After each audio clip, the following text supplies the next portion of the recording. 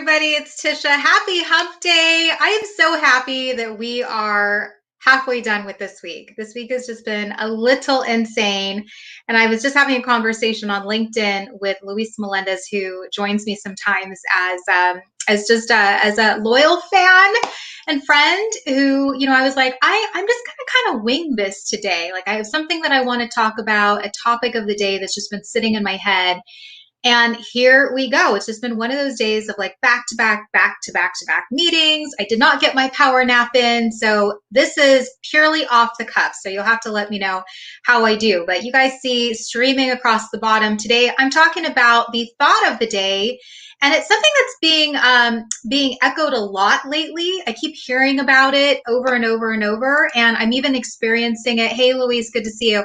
I'm even experiencing it in my own household. But this thought of if you think you can or you can't, you're absolutely right. And it really does have everything to do with your mindset and your attitude. And I was so fortunate that on Monday, I was able to meet up with one of my LinkedIn connections. I've been connected with him for a while, Herb.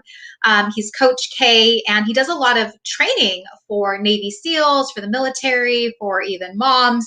And we were talking about attitude, and he had this shirt on. He's really well known for, you guys remember the book, The Little Engine That Could, which goes perfectly into what we're talking about today, attitude right on his t-shirt.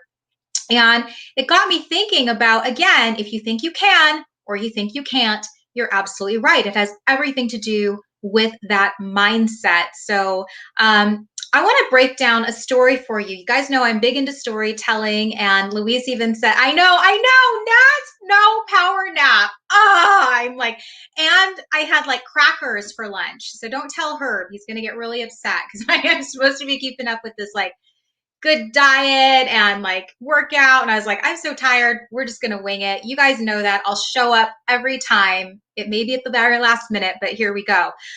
Yes, I love this quote. I love this quote. And I know, Nat, we've been talking about this a little bit, and I wanted to just break down a story for you. And Nat, you probably saw this earlier too.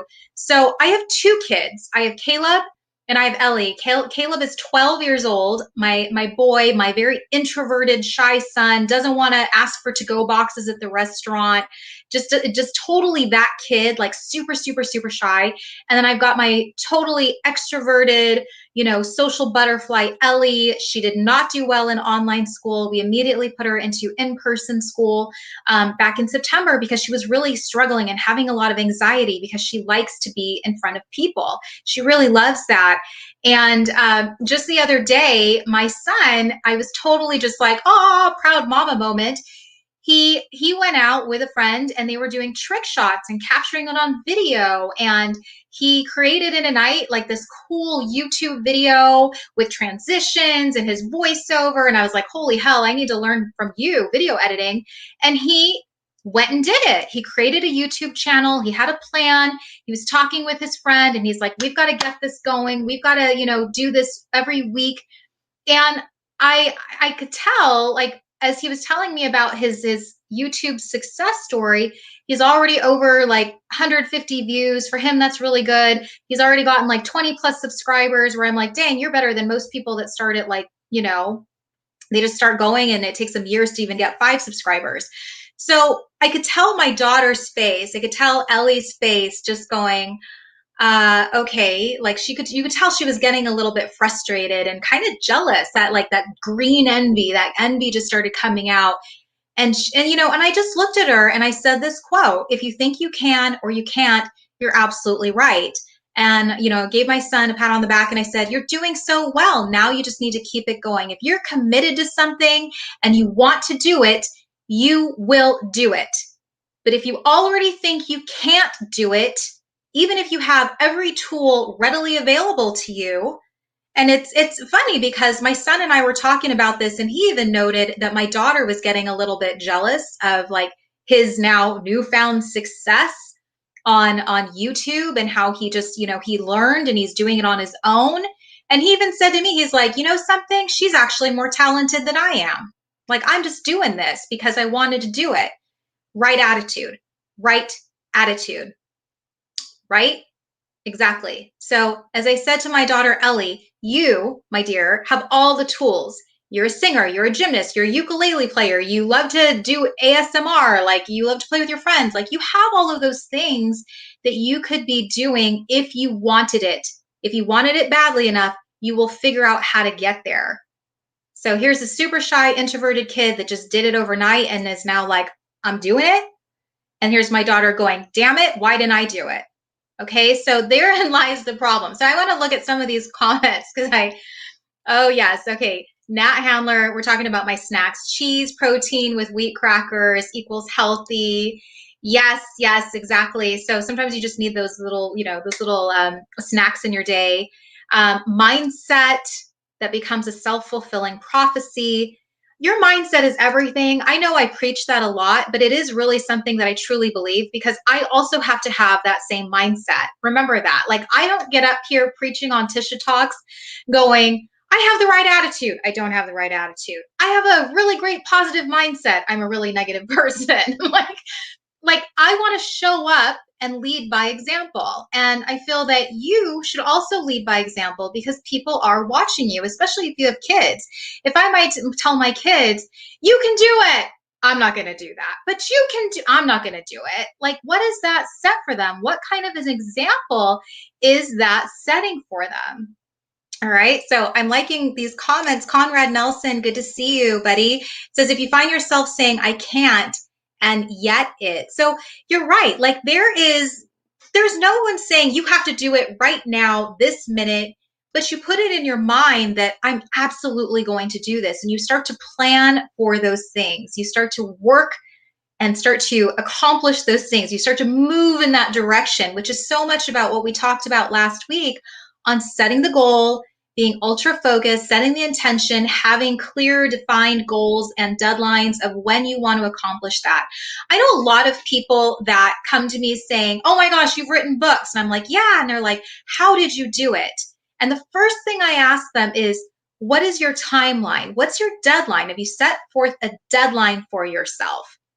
Because what happens when you set a deadline for yourself, you're not moving that deadline. And then when you tell someone about your deadline, they're not moving your deadline. So now you are holding yourself accountable. They are holding you accountable. They're holding you to the fire because you set that deadline and damn, you better deliver it, right? You better do it.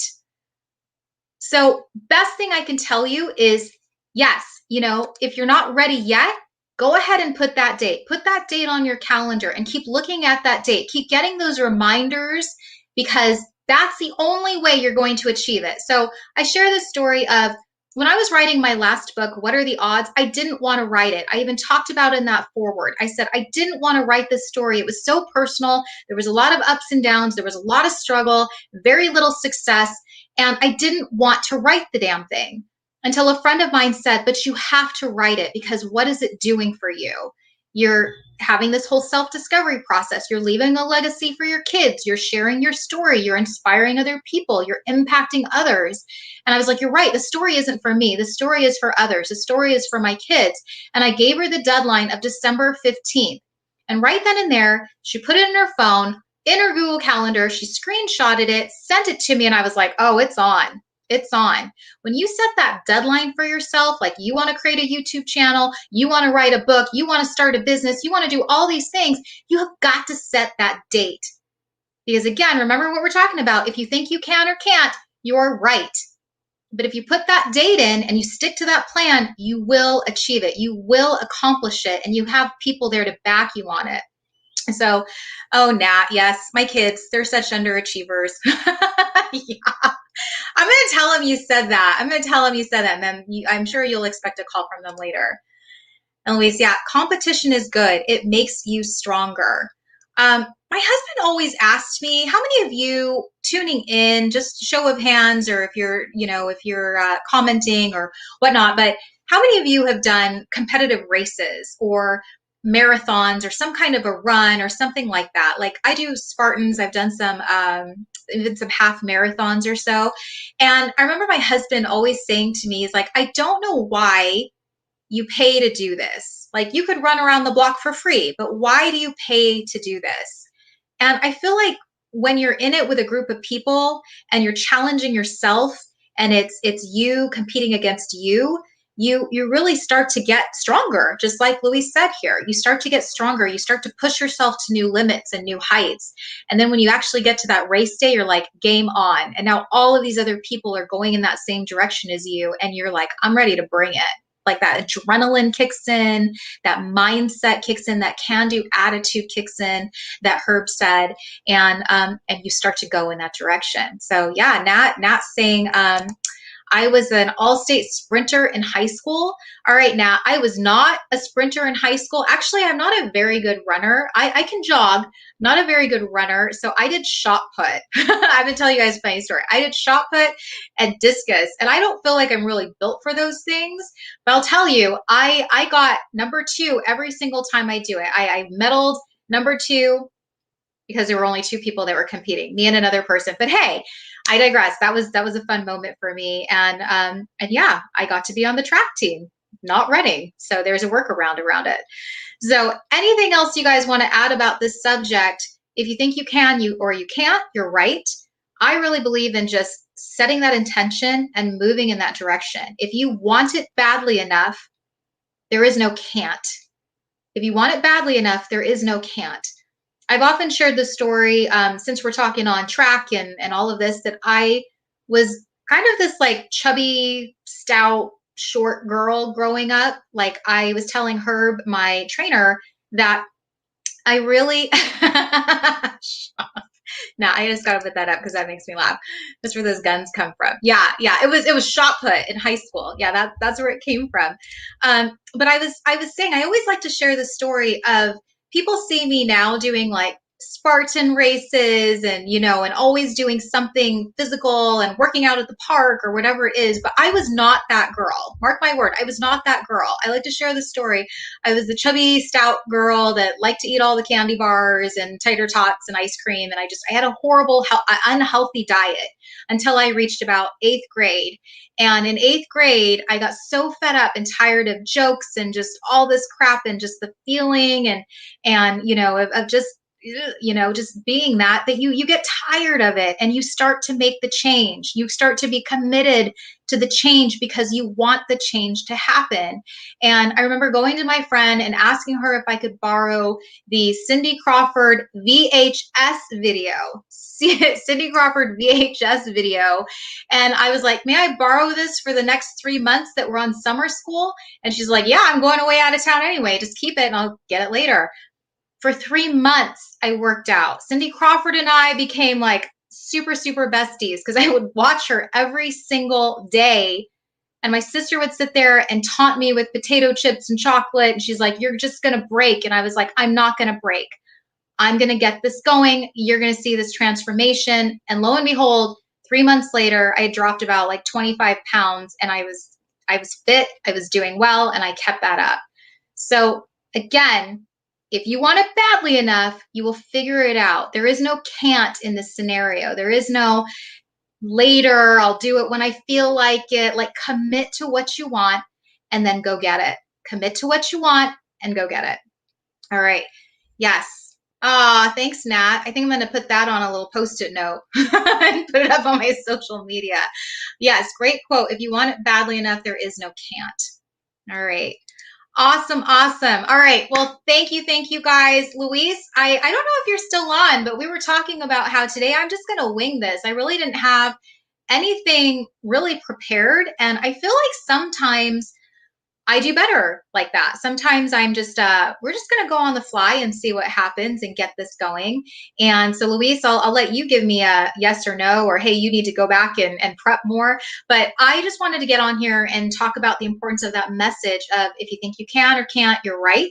And let you know that you can do this. Whatever it is you were setting your mind to, you can do this. I know, Nat, we've talked about things that you're working on. Conrad, we've talked about things that you're working on.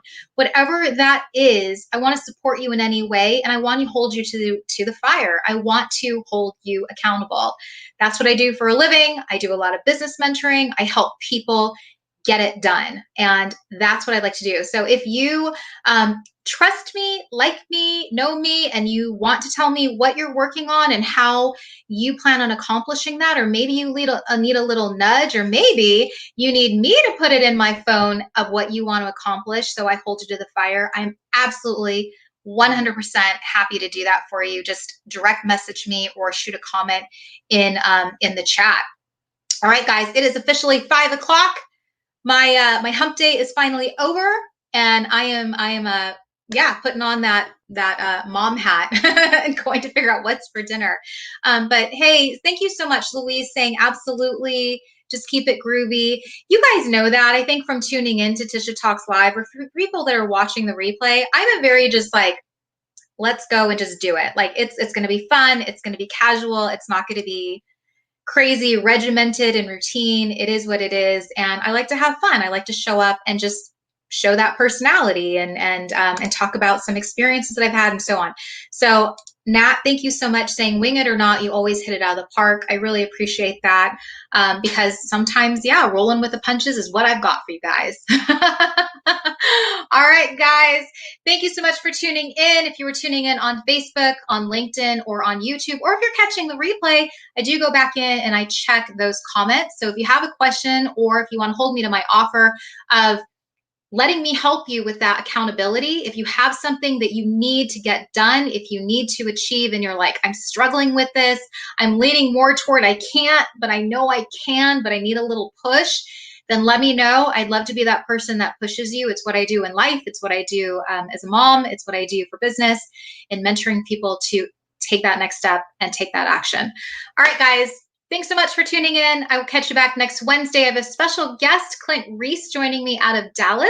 So make sure you tune in for next Wednesday's Tisha Talks Live. We're going to be talking about just morning habits and getting into some rituals that can help you along your day and your week. And Clint's a great guy. We have some great stories to tell as well.